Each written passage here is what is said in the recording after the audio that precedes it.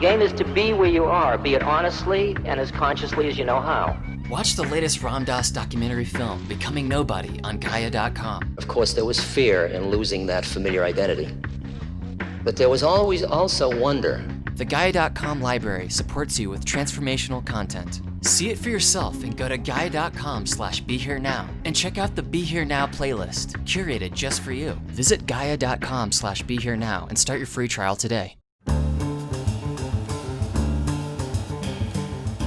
Welcome to the ReRooted podcast with Francesca Maximé, trauma-sensitive mindfulness meditation teacher and poet. Together, we'll take a closer look at approaches to transforming trauma with insights from psychology, neuroscience, spirituality, social justice, and the creative arts. Join Francesca and her guests for an exploration of our shared connection and how we can cultivate greater compassion for ourselves and for others. If you'd like to support Francesca and the ReRooted podcast, please visit BeHereNowNetwork.com/Francesca.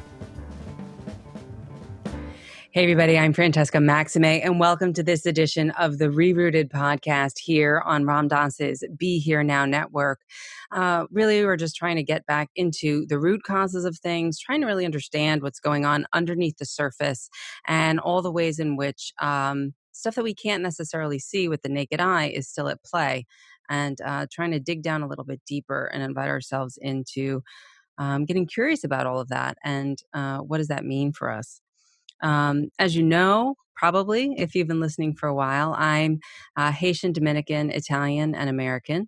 I am right now on Nipmuc territory in Massachusetts, although I reside on Lenape and Canarsie territory in Brooklyn, New York. And I am myself a multi-ethnic person. Now I'm a psychotherapist. I've had a lot of privilege in terms of lighter white skin advantage privilege. And I've had a lot of educational and social privilege along the lines of, you know, being a native English speaker, growing up Christian in this country and whatnot. And I say all these things and call attention to the social location piece because it points to the piece that we're going to be talking about today with Dante King. Our special guest, he is sort of this amazing historian, educator, academic that brings together a variety of worlds to kind of bring home the point that there's a reason why we got here.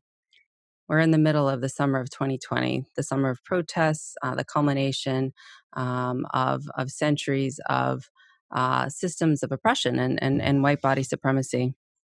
And Dante's work really tries to start to unpack what's at the root of this, as I was saying earlier. What's underneath? What are the causes?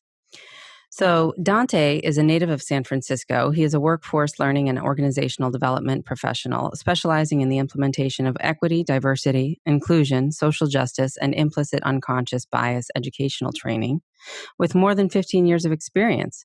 Throughout his career, he has gained expertise in designing, developing, and delivering a combination of retreats, classes, and seminars.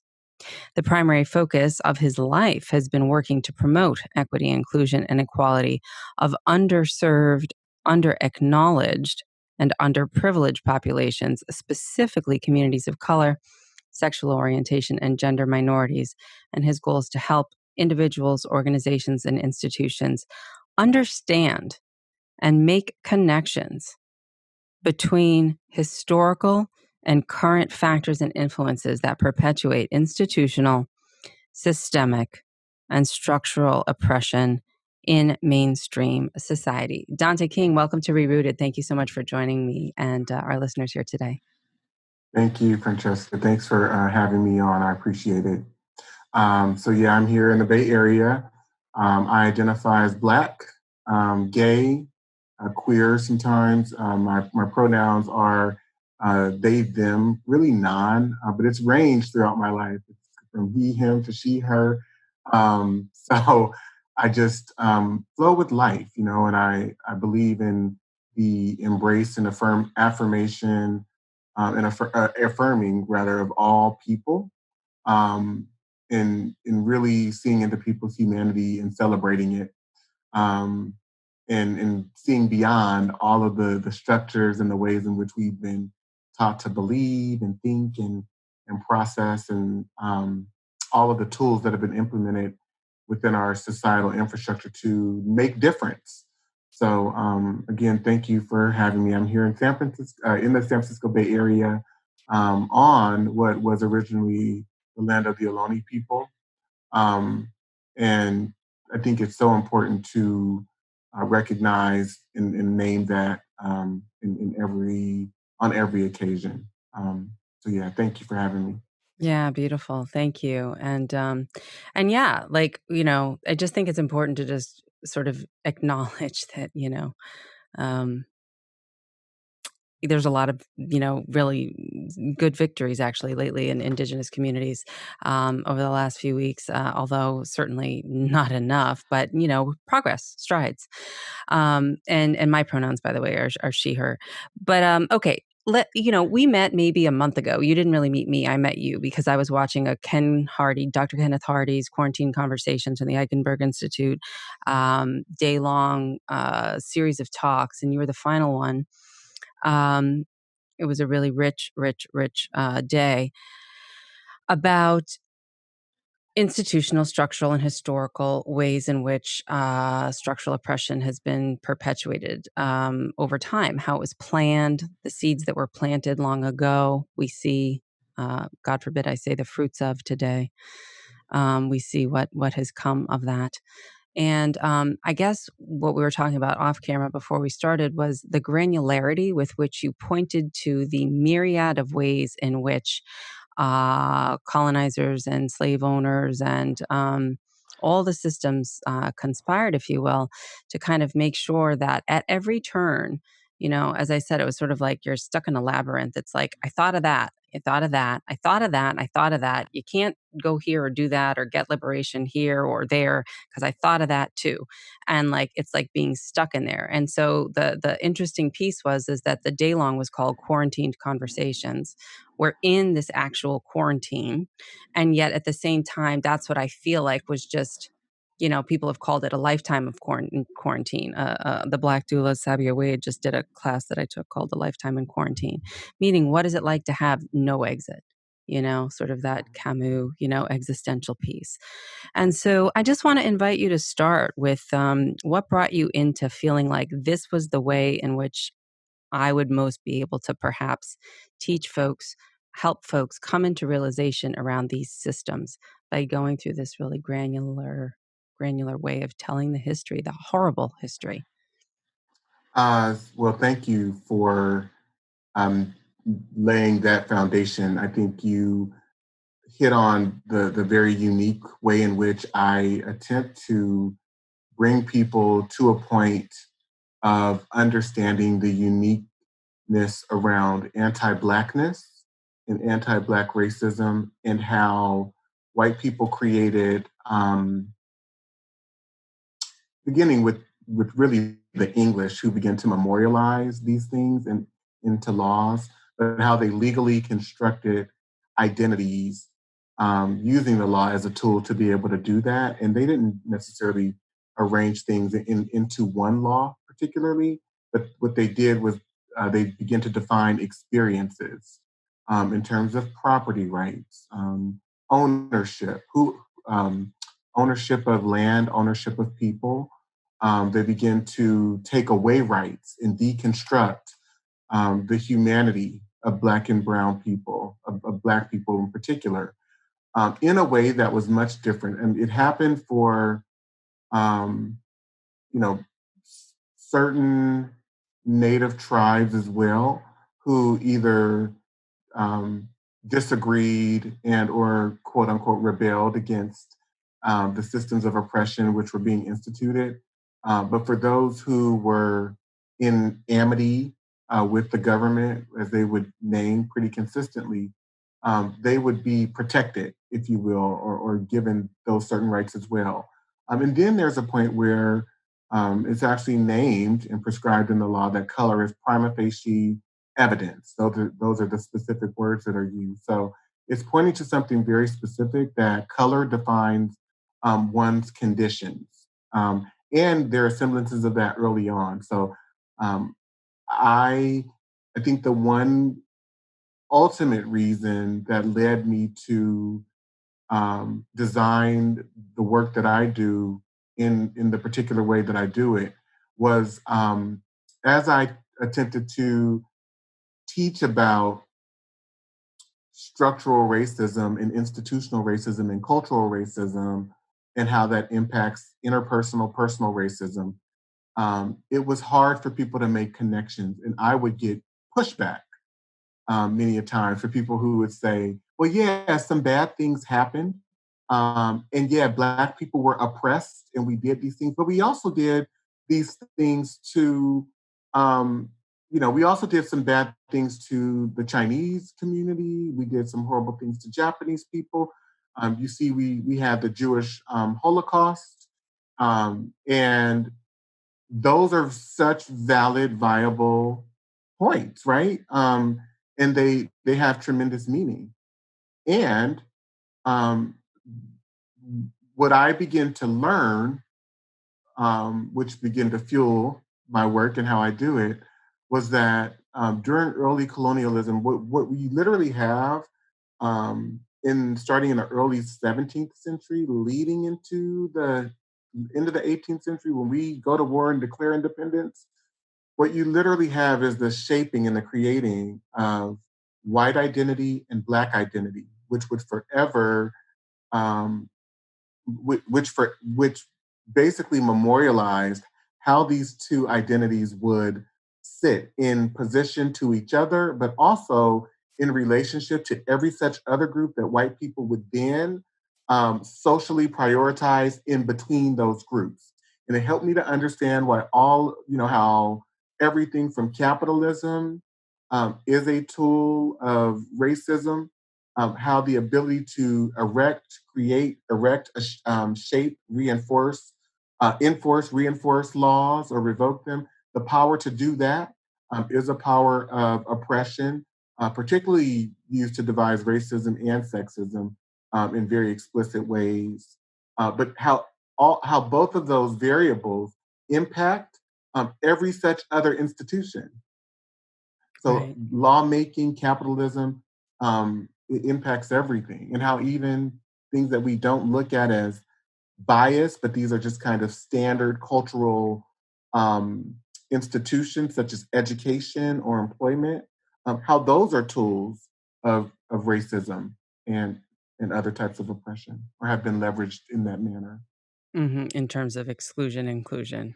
Hmm. Right, right, right. Yeah, you can't just say, well, if you work hard, you'll get ahead when there are all these systems that keep out certain folks from even being, in the applicant pool. Right, right. Yeah. Okay. So, we were talking about my mom a little bit off camera before because she also watched your presentation and she was really struck by it.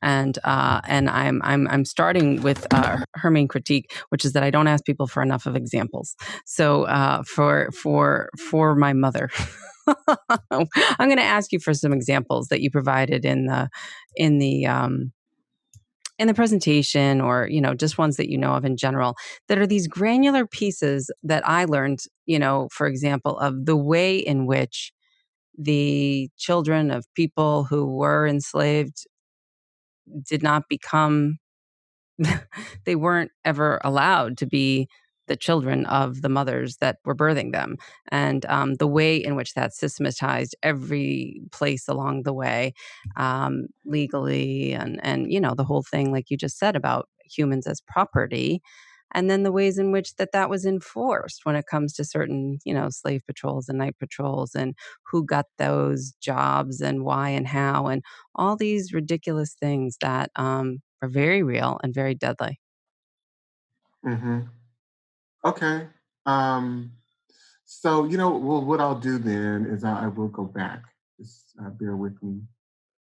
Because I think this is important while you're looking. I'm just going to say this. I think this is really important because what I understood from your presentation was the depth and the level to which there was absolutely no way of turning away from the ways in which this system of property, of ownership, of dehumanization, of categorization around skin color, the pyramid in terms of the color hierarchy, the way in which, yes, indigenous genocide, yes. like you were saying earlier, these other communities also being treated horrendously, but that there's a very specific way that anti-Black racism shows up. And that's what we're talking about this summer, finally, but very specifically. And that this is the evidence. You have the receipts on this, about Mhm. what is here. I know. I try to be a millennial sometimes. It's all good. So I'll go back to these slides and I'll share a cadre of examples. So what you see, and I think what Francesca is speaking to, and I'll try to run through these because I can be very verbose. But for example, an act in 1660 that established that if English servants specifically, and I have that bolded and highlighted because it speaks to these very specific groups. It's speaking to particular groups of people. So if any English servant shall run away in company with any Negroes who are incapable of making satisfaction by an addition of time. So meaning if they run away together, the English and the Black If a servant, white person and a Black person. yeah, a white person and a Black person run away together, and they are caught, and let's say something happens to the Negro, the Black person, they get a limb dismembered, or they're hurt and they're unable to continue with fulfilling their term of indenture, be it enacted that the English servant shall serve the time of the Black person for their absence. So they're going to make up that time that they were gone. Um, you see this again in a law in 1662 that establishes that not only English, but Christian, and the term white hasn't yet come into play. So they're describing different European groups by other ethnic and ethno-religious. So Christian carried an ethno-religious connotation. So this law goes further to say that if any white people should run away in company with any Black people who are incapable of satisfying their time, that the white person in company with the Black person at the time that their term of indenture is expired to their master, the white person should serve the master of the Black person for their absence um, in perpetuity, if that was the term um, of or length of time on that indenture, if that's what had been established, and then So also, oh, So go if I'm ahead. a white person, I'm just clarifying. So if I'm a white person, I'm consorting with a Black person, and the Black person gets injured and they're not able to fulfill their duties as a indentured servant, as a enslaved person, or uh, to fulfill whatever the duties are, quote unquote, the duties that as a white person, I need to do it instead. Yes. Uh-huh. Which would, I'm just drawing this out. I think the point here is, and you can talk more about it, is that then what white person is going to want to hang out with Black people? You got it. Yeah. That's a great way to simplify it. So there's a loss of white privilege if you do these things, and they saw this happening earlier on. Right around this time, there is a slave rebellion in I think it's Gloucester County, Virginia, in or around 1663, where you have Black people who are enslaved and white indentured servants coming together to fight against the masters in that county at that particular time. And so they begin to see earlier on these people being in relationship with each other, be it friendships, be it spousal types of situations. That was very present, and there's a lot that speaks to it in terms of the registry of like who was actually married um, in the county in this colony at the time. One other example that I go to is Elizabeth Key Grinstead, who was the daughter of one of the members of the House of Burgesses, Thomas Key. That's the first governing body, self-appointed, not self-appointed, but under the Royal Charter, governing body in the colony of Virginia at the time. And 1655. yeah, and so they were established in roughly around 1619. But this case, where Elizabeth Key she was a daughter of an African woman, and her father was Thomas Key. He owned her mother, he indentured her until she was age 15. And at age 15, she was supposed to go free. But he indentured her to Humphrey Higginson, and then Humphrey Higginson returned to England, and he sold her indentureship to the Mottram plantation. And she ended up having to sue the Mottram estate for her freedom. And they went back and forth a few times. The lower court agreed with her that under English common principle, which said that the condition of the child follows the condition of the mother, that she was free because the two the two things that the two items of proof, if you will, that she sued upon or claims was that her father was English, and it was against the law for English people to be enslaved. Right. So she sued that he was English and that he was also baptized Christian. Right. She And had if the one was, receipts. yeah, she did. So if one was baptized Christian, they also couldn't be enslaved. So the courts agreed with her. And here's that piece that I was speaking to about being white and being able to create laws or adjust laws, if you will, alter them for your own self-interest and for whatever agenda that one wants to advance. And so there was some grappling, and the higher court said, well, we disagree with that. She's Black. She should be enslaved. So they go back and forth, and finally her case was dropped. But in 1662, and this is really, every time I see this, it grips me.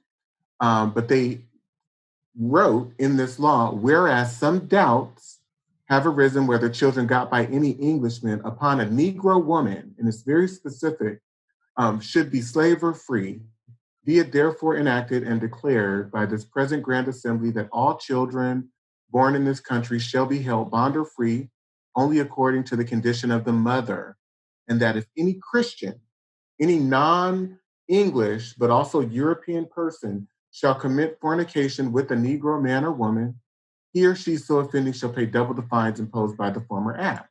Mm-hmm.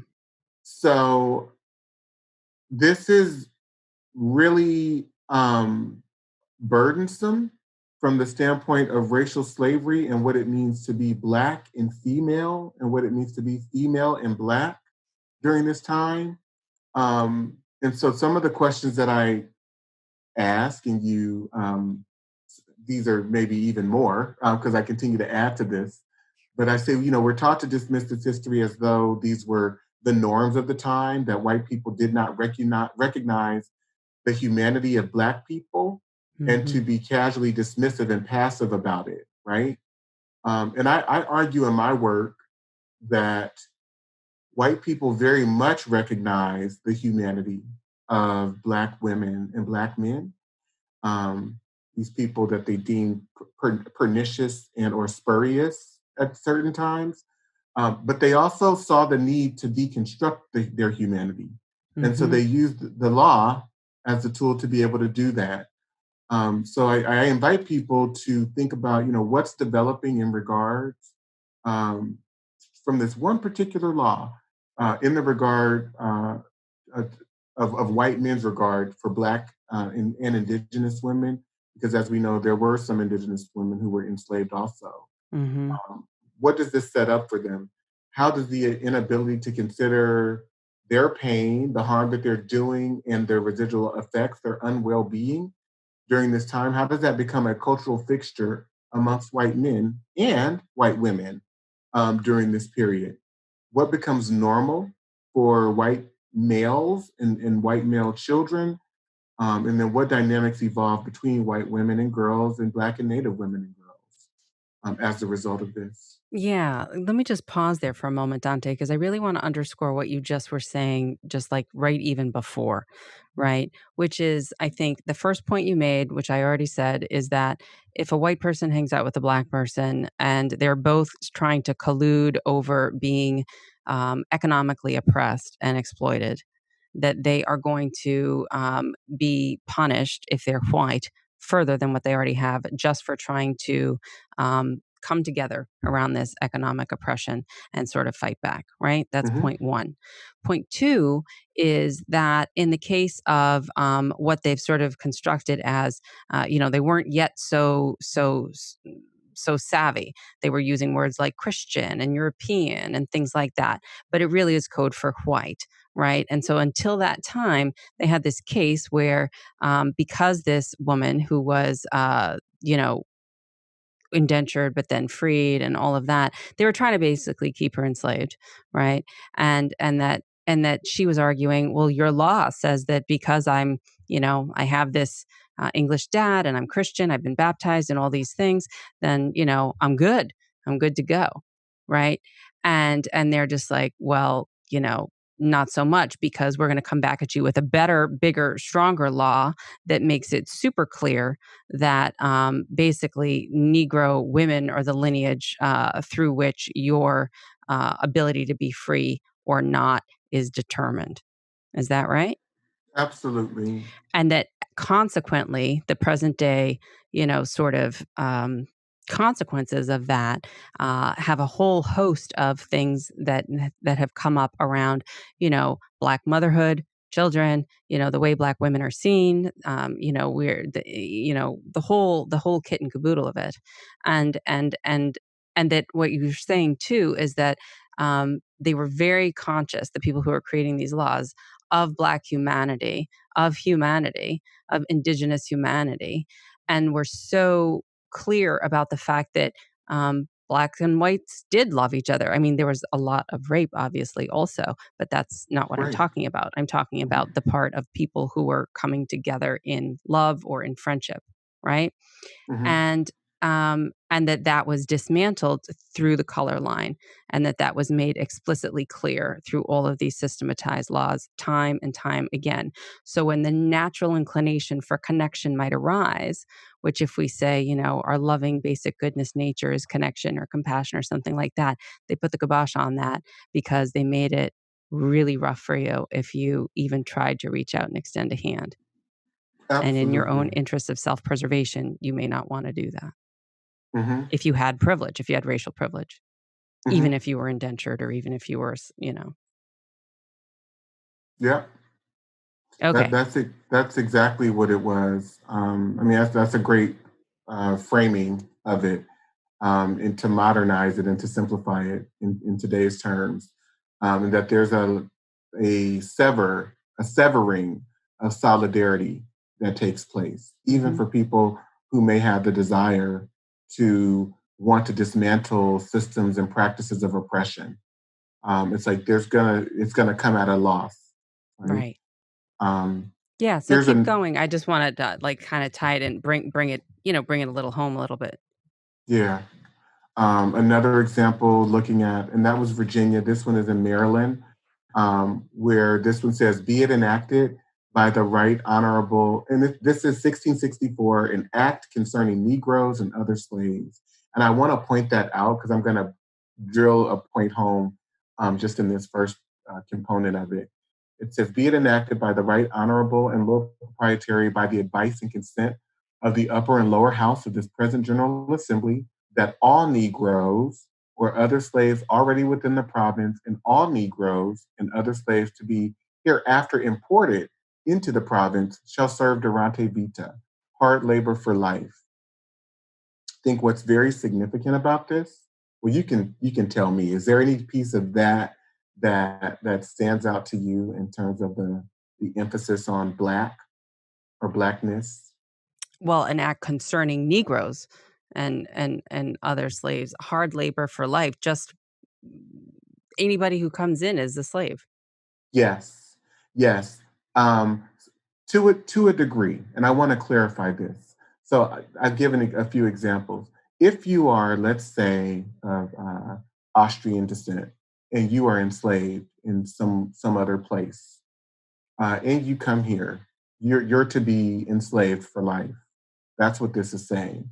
Um, if you are already here, and let's say you are of Austrian descent, and you are enslaved, you're going to be a slave for life. Um, However, if you are of Austrian descent and you come from somewhere else and you're free, and you come to Maryland during this time, you're going to remain free. Mm.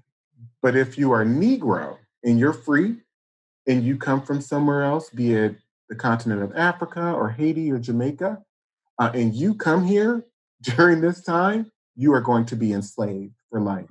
Right. And that's the distinction. Where White coming in free, you stay free. Black coming in free, you're enslaved. You got it.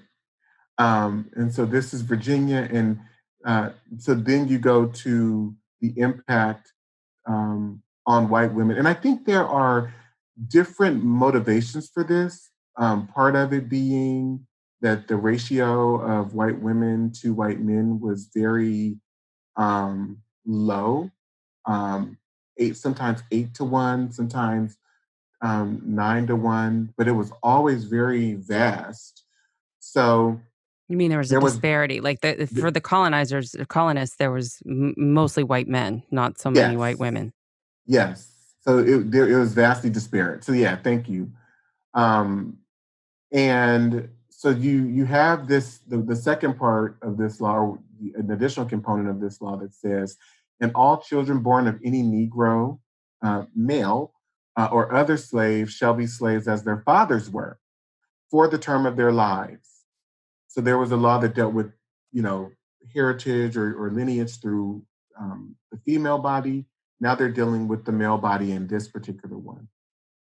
And for as much as diverse freeborn English women, forgetful of their free condition and to the disgrace of our nation, marry Negro slaves, by which also diverse suits may arise, touching the issue of such women, and a great damage befalls the Black person's master, for prevention whereof, for deterring such freeborn women of such shameful matches, be it further enacted by the authority, advice, and consent, that whatsoever freeborn woman shall marry any slave from and after the last day of this present assembly shall serve the master of such slave during the life of her husband. Right. I'm sorry, go ahead. Well, I'm just like pausing, right? Because like just taking this in, I'm a white woman who is, somehow like came over as a, colonist. And I want to marry a Black enslaved man, fall in love.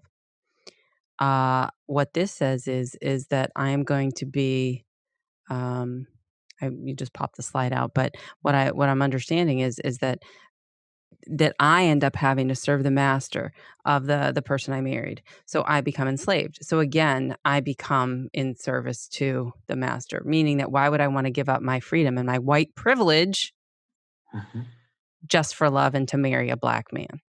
You got it. Why would I want to give up my white privilege to marry the person I love? Mm-hmm. Yeah. And this is more than, and I really just want to emphasize, this is more than just disownership or discouragement. This is the law. And so there's consequence. So you literally become a prisoner, because all slavery is an institution of imprisonment and in confinement, free labor for life. So you literally commit yourself to being imprisoned with your mate. Mm-hmm. Mm-hmm. Right. Yeah. Yeah. And if that's No, go ahead. I was just going to say, and if that's not enough, right, to add to it, it's like, and that all the children of such freeborn women so married shall be slaves, as their fathers were. And be it further enacted that all the children of English or other freeborn women, other European women that have already married Negroes shall serve the masters of their parents till they be 30 years of age and no longer. So now it's not only that you're at risk, what do you want for your children? Right. Because they're going to be in servitude. It says 30 years of age, but I doubt there was any cutoff there.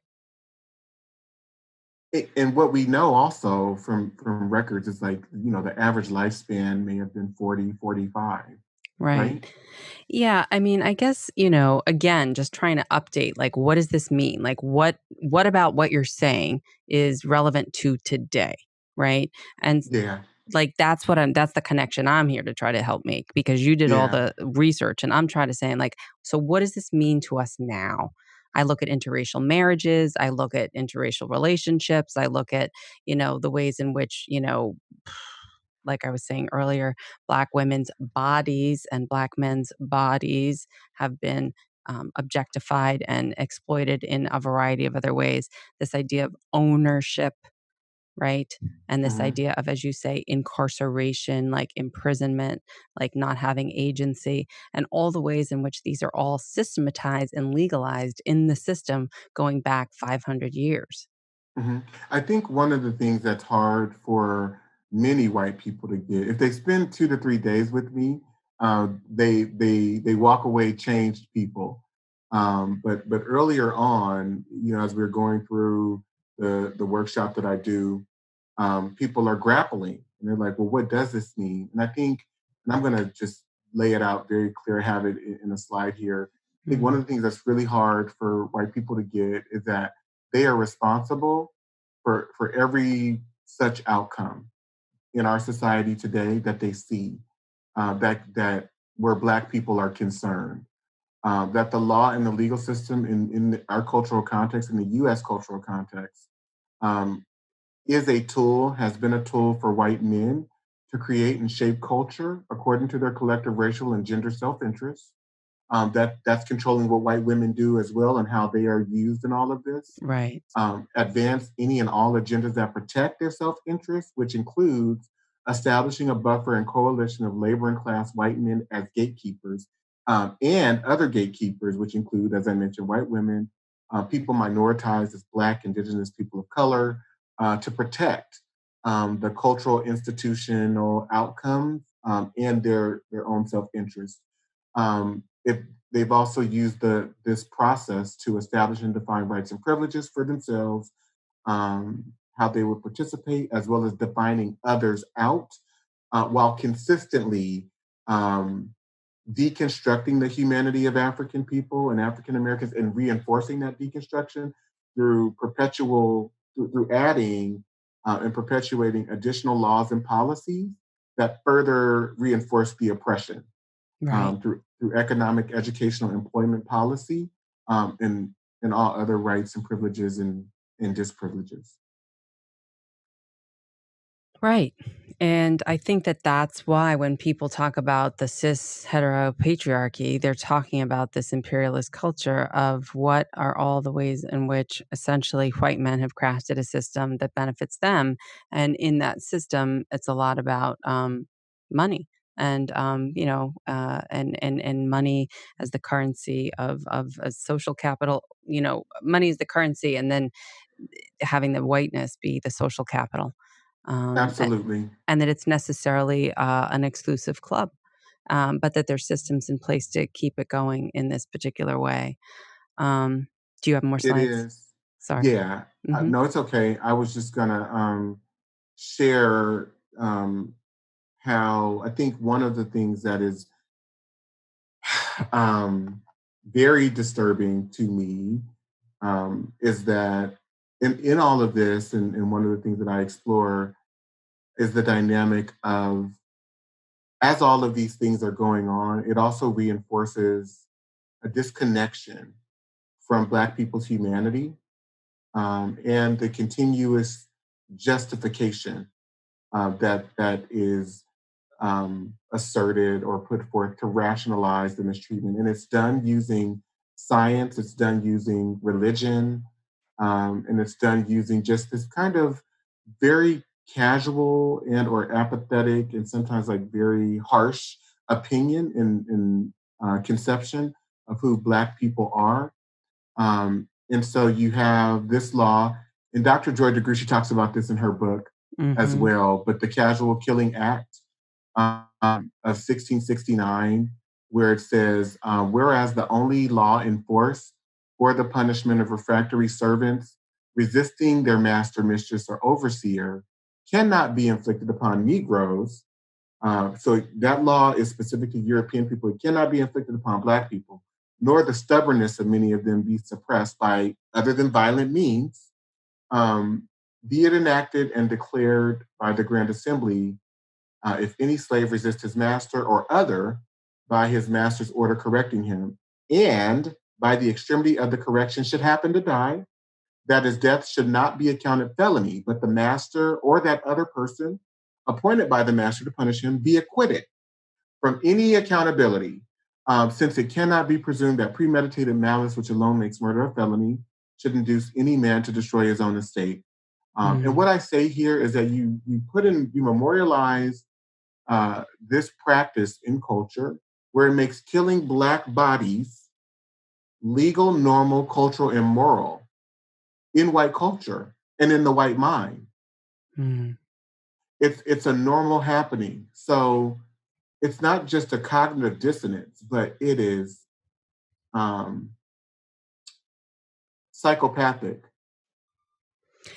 Right. Made killing Blacks legal, normal, cultural, and moral in the white mind, meaning that, and it's called the casual killing act, meaning if I happen to kill you while I'm trying to punish you, I can't be held accountable because I wouldn't have wanted to kill you because I was really only trying to punish you and trying to get you to do what I want you to do, which in my mind you weren't doing well enough, which is why I'm punishing you now, and whoops, I killed you. And since you're really not a person and you're just my property, then it's stupid of me to have pushed it that far because I just killed off my own property, but I'm not morally or legally accountable. And it's just too bad on me because I lost some of my own property.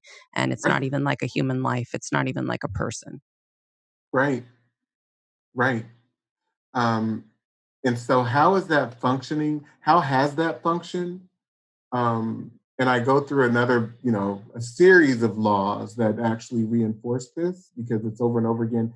And there are ones where, and then maybe I'll show it if I have time, but where it speaks to, because sometimes what the question that'll come up is, how were they able to implement these? We didn't have the type of social media that we have today. And so like embedded in one of the laws that I share in the example is that it says this law shall be published every 6 months at the county courts and at the parish churches. So when you went to church or when you went shopping or when you went out in community, this is what you saw. And this is Right. what was being distributed. Right. There are posters out there everywhere every 6 months to remind people, hey, you know what? You have this leeway. Hey, you know what? You have this right. Hey, you're not going to be held accountable. Do what you got to do. We're not going to come looking for you. As a matter of fact, we want to remind you that this is how it is. Yeah. Yeah. And I invite people, who are Black, who are white, who are not Black, minoritized people, to consider if this was your circumstance, if these things were happening to you, how would you react? What would it cause for you mentally, emotionally, but also physically? If you know that your mother, sister, daughter can be raped at any given time, there's no accountability. You've seen your brother, uncle killed, your father castrated, and this is beginning to happen all around you. And I try to get people to understand the aggression and the intensity around what it became to me in order to be Black, because you realize pretty quickly, I would suspect, that there's nothing to lose. So you have a rebellious spirit in a rebellious way that you develop as a result of the context that you're in. Everything around you has turned on its head. It's unsafe. There's no safety in it.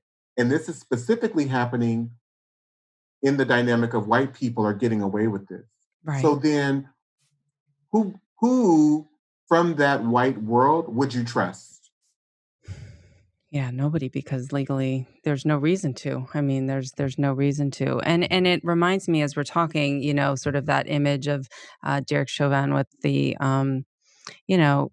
George Floyd's murder. I mean, this is the modern day representation of what you're talking about. no accountability, feeling entitled to this. This is my Feel entitlement. Yes, it's a rite of passage. The rite of passage to inflict pain and violence and murder onto Black bodies and not feel anything, and it's for sport, if you will. And we can go down the list, right? Tamir Rice or Walter Scott, Laquan McDonald, Sandra Bland, Charlena Lyles, Philando Castile, Oscar Grant, Trayvon Martin, because it's not only that white people and or people in blue, law enforcement, feels that they have this right or that they're trying to quote unquote enforce the law or control this group, but every such other group and every such other person in society that is a participant in U.S. culture gains a familiarity and or establishes a relationship to the ways in which this culture is arranged and the social um, not only norms but permissions in and or lack thereof that accompanies what it means to be either a U.S. citizen or participant in U.S. culture. Right. That it reminds me of wasn't a podcast, but it was a web TV show that I do. The conversation I was having with a Korean American therapist, and she was sort of coming to the realization, like, gee, and I think a lot of other Asian Americans adopted as the go-to first strategy white culture, which included, what you're talking about, the sort of, white. She called it the white perspective, you know, We have and to. right, right. But that coming into the awareness of that, then you can begin to change. To a degree, right? But the culture that we are immersed in is white culture. This is not the indigenous culture of various Native American tribes that once existed. Those aren't the norms, those aren't the cultural traditions or ideologies that we um, um, have adopted and perpetuate.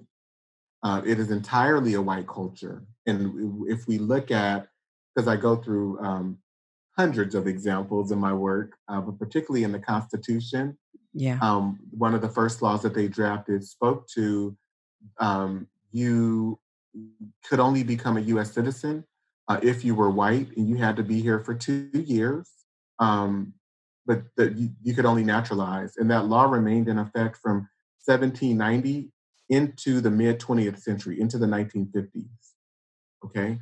Um, and every such other, so if society forces you to adopt white principles, white ideals, white ways of thinking, white ways of being, in academia, employment, in every such other realm, that is what you have to ascribe to or become or figure into. And there's a cost if you don't, because you can't come here as an immigrant from China and think that you're going to keep your cultural traditions and the way that you speak your language and fit into the society here. You can do that, but you won't be able to advance Mm-hmm. as someone who is assimilated fully. Mm-hmm. Mm-hmm. Right. Yeah. Assimilation is the price that one has to pay. Giving up one's culture, in order to assimilate and to survive here. It's a Um, tool of racism. it's a tool of racism, right? An oppression.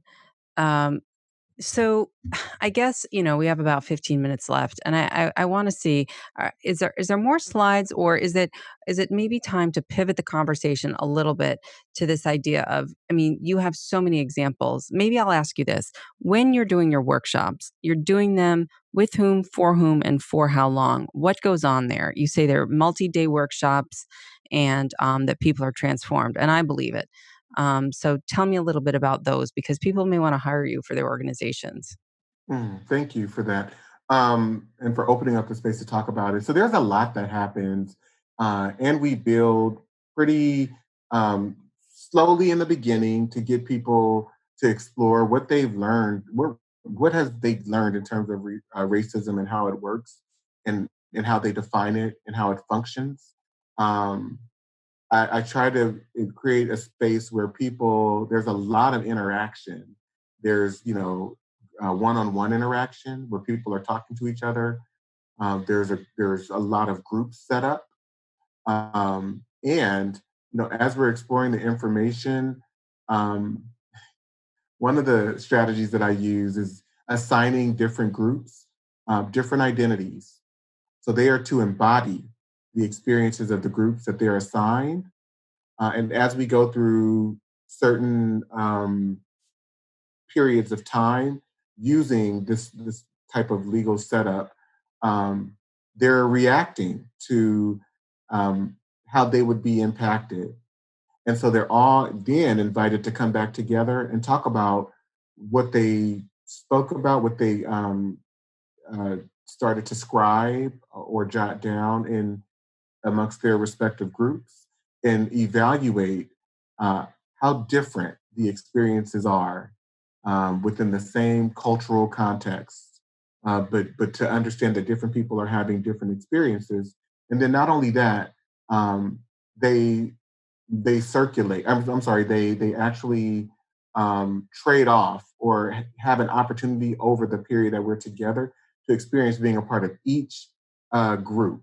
And so the group is the experience caters to any and everyone who wants to go deeper in their consciousness and understanding privilege and power, as well as oppression and powerlessness in the ways in which um, particularly Black. I focus a lot on anti-Blackness and how that has been built into our culture, as Mm-hmm. well as white supremacy, and the experiences of Indigenous people and what they were experiencing during certain periods as well, because it's a very distinct experience.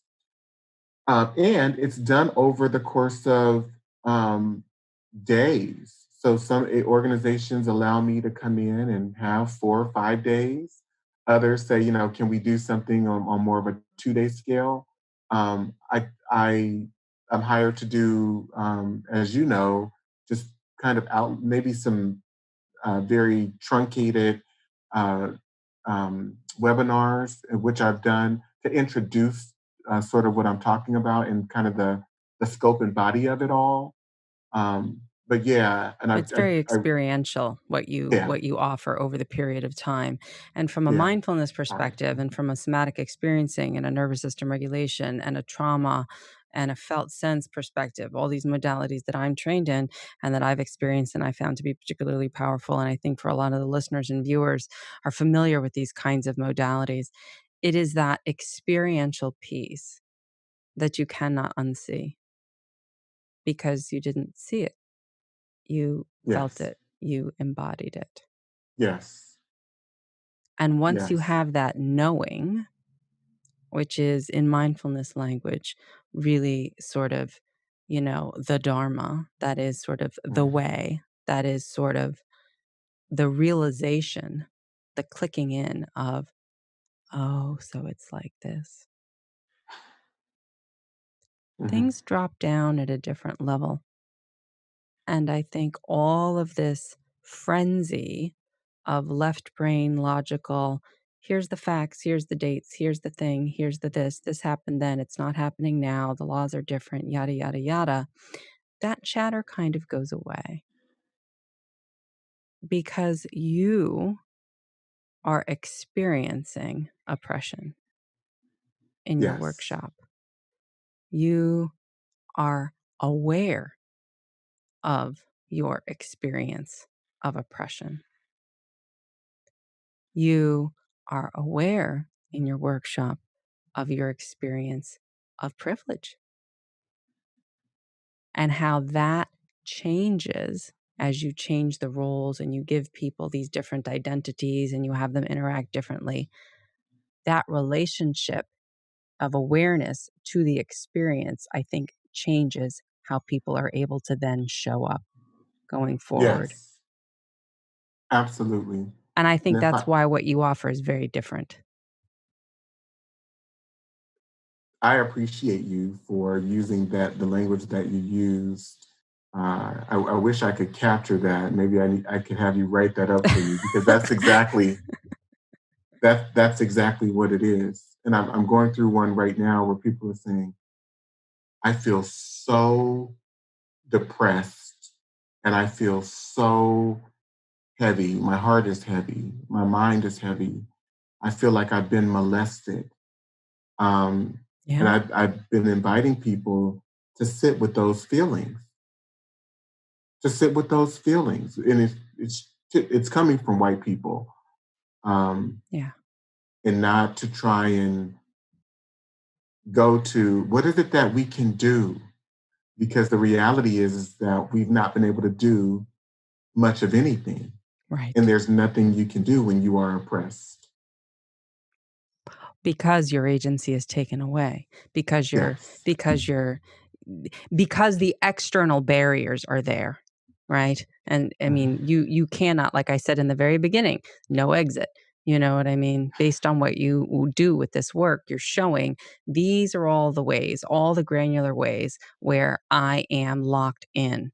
I am in quarantine, literally, right? Now, the Mhm. mindfulness piece, the Buddhist piece, talks a lot about how we're in prisons of our mind all the time anyway, as white people. You know, this sort of gaslighting, if you will, of white body supremacy or of imperialism or whatever you want to call it, or of patriarchy.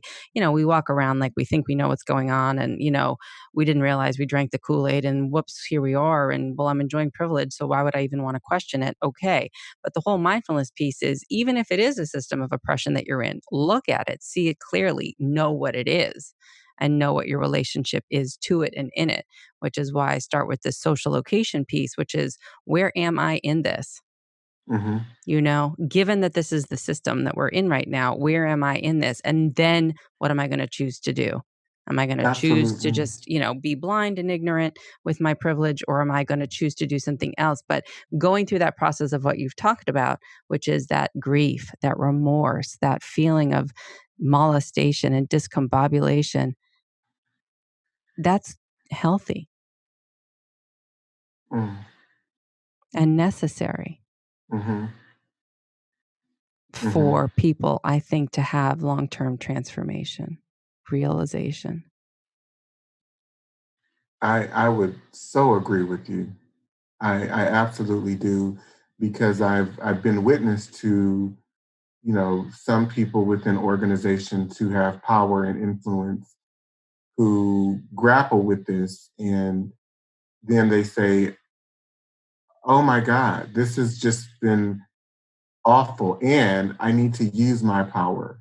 I now need to use my influence." And they've been very direct about that and committed. And I've seen in one case where this white guy, he told me, he's a medical doctor. Hope he doesn't mind me sharing this. His name is Dr. Larry Rand. Works for UCSF at the Preterm Birth Initiative. And he started grappling. He's like, "You helped me to understand how racism and anti-Blackness is rooted in white identity, even though I didn't ask for it.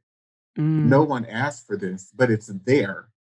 And I need to now use some of my, not only social privilege, but economic privilege. I need to use some of my positional privilege to do something for Black people. Like, it is a responsibility, because whether or not I had to do anything or I did anything or my parents did, or I can say all of that, I still benefit from white privilege. And if I now know this, to the point that you made, Francesca, I can't unknow it or unsee it.